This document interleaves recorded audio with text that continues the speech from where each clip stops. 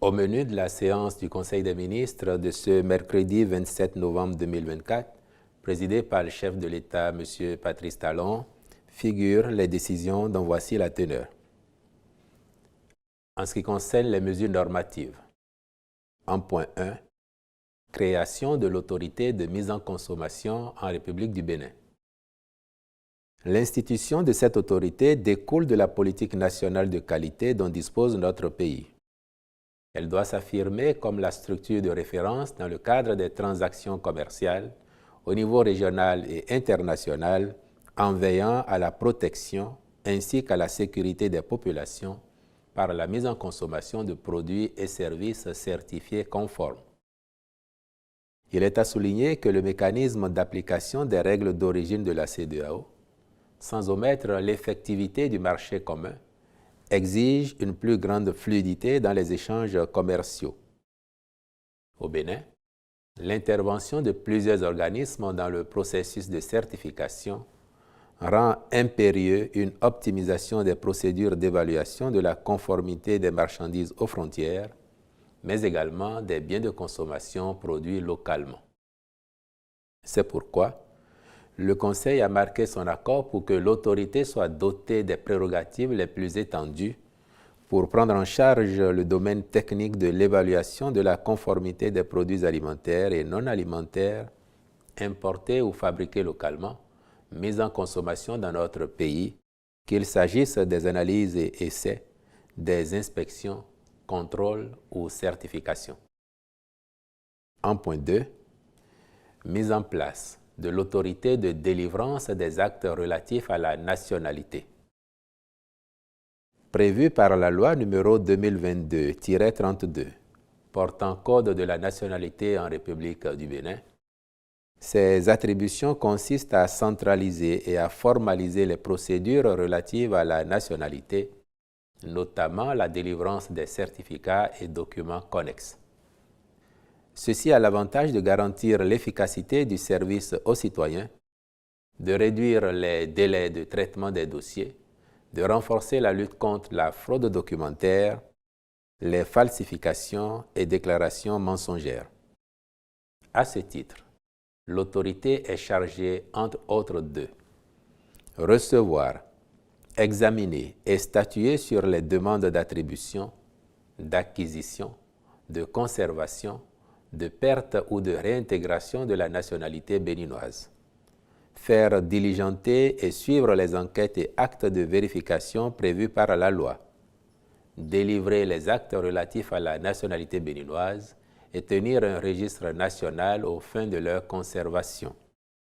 Traiter les recours exercés contre les décisions de refus de délivrance du certificat de nationalité béninoise et centraliser les décisions de justice rendues en cette matière.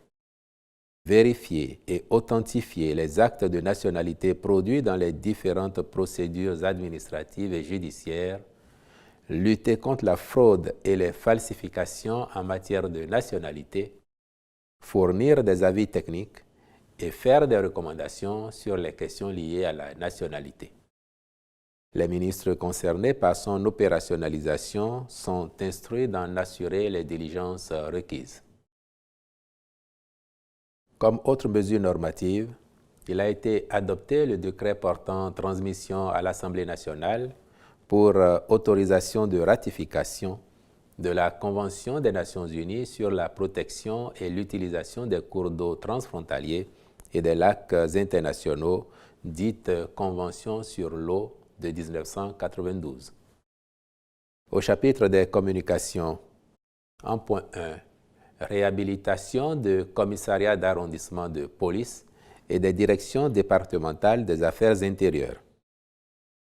Sont concernés par ces travaux de réfection les commissariats de Kéru, Kouandé, Kopargo, Segbana, Madekali, Kome, Onsahwe, Onli, Cotonou 2e arrondissement, Pomassé, Bembereke, Niki, Ouessé, Kilibor, Igolo et Dangbo, ainsi que les directions départementales des affaires intérieures de l'Atakora, du Borgou, de l'Ouémé et du Zou. L'objectif est d'assurer aux fonctionnaires de police de meilleures conditions de travail dans leur mission de sécurisation des personnes et des biens. En point 2, agrément au Code des investissements. Diverses entreprises sont éligibles au bénéfice des régimes incitatifs du Code pour des projets dont l'impact contribue à renforcer le tissu industriel de notre pays, autant qu'il participe de la création de nombreux emplois. Il s'agit des sociétés ci-après au régime suivant. Régime des investissements spécifiques. Groupe Vivendi Africa SAS pour le déploiement d'un réseau de boucles locales en fibre optique à Bomé-Calavi et Cotonou. Jeune Transafrique SAS en vue de l'exploitation d'une carrière de gravier à Matekpe, commune d'Aplaoué, avec des concasseurs mobiles et divers engins. Spastel Bénin SA, dans le cadre de la modernisation des installations techniques et de remplacement des équipements de télécommunications dans plusieurs localités du Bénin. Régime B. Société béninoise de production de matériaux de construction pour le bâtiment et la route SA, en vue de l'implantation d'une unité de fabrication de matériaux de construction pour le bâtiment et la route à Djeregbé, commune de Semenkoji. Tilamed Pharma SA, pour la construction et l'exploitation d'une unité de production de solutions pharmaceutiques liquides dans la zone industrielle de Semenkoji. Harvest Field Rice Limited SA, concernant l'implantation et l'exploitation d'une usine moderne de décortiquage de riz à Bodjekali, commune de Malanville. Régime A. Vantage Sarl, pour la construction et l'exploitation d'une unité de fabrication de tourteaux dégraissés et l'huile brute de soja à Lokokame, arrondissement de Zonzoumé, commune d'Abomey. Pablo Factory SA, à l'effet d'implanter et d'exploiter une unité de production de sacs de polypropylène dans la zone industrielle de Semenkoji. En point 3, contractualisation avec diverses sociétés dans le cadre du projet de construction de la cité financière phase 1.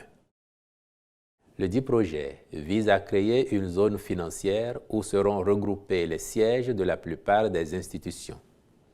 Ainsi, en sa première phase, seront réalisés les travaux de construction d'un ensemble de 3 bâtiments de grande envergure, respectivement de type R+7 pour la Caisse des dépôts et consignations du Bénin et la Caisse autonome de gestion de la dette, R+7 destiné à la Société immobilière et d'aménagement urbain, R+5 attribué à la Banque internationale pour l'industrie et le commerce, puis R+6 au profit de l'Institut national de la statistique et de la démographie.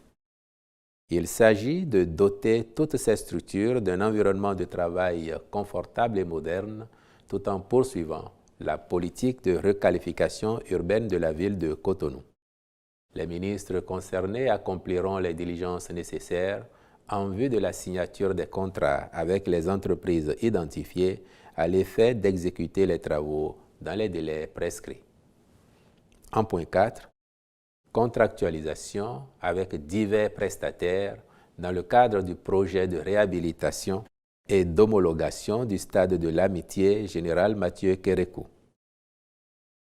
En plus des travaux de la phase 1, comprenant principalement la reprise des pelouses du terrain principal et d'entraînement, les points d'attention à traiter dans le cadre de la réhabilitation en vue de l'homologation du stade intègrent l'éclairage de la dite pelouse, la mise en place d'un système de sécurité anti-intrusion et d'une plateforme de billetterie, de même que les travaux de gros œuvres et secondes œuvres d'aménagement intérieur.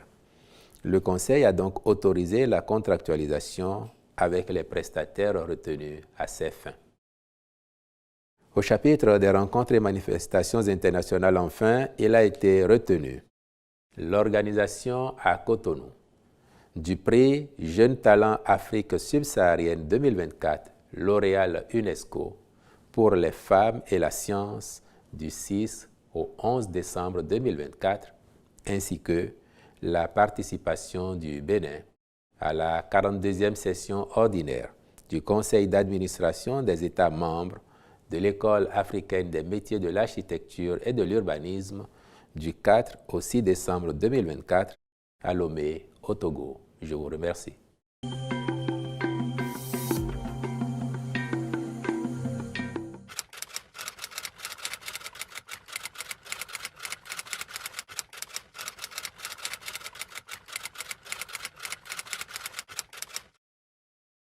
Il n'y a aucune confusion. Le gouvernement est différent des partis qui le soutiennent. Le gouvernement est différent des partis politiques. Et la vie quotidienne des partis politiques n'est pas le menu des séances du Conseil des ministres. Le gouvernement s'est dit favorable à la demande de l'opposition. Le chef de l'État, en recevant la délégation d'un des partis d'opposition en novembre 2023, avait déjà affirmé son accord pour la réalisation de l'audit sollicité par ce parti. Et il était attendu de ce parti les diligences subséquentes pour faire ces propositions au gouvernement, notamment le profil ou le CV des experts qui ont des états de service avérés en matière d'audit de fichiers électoraux, quel que soit le nom qu'on lui donne.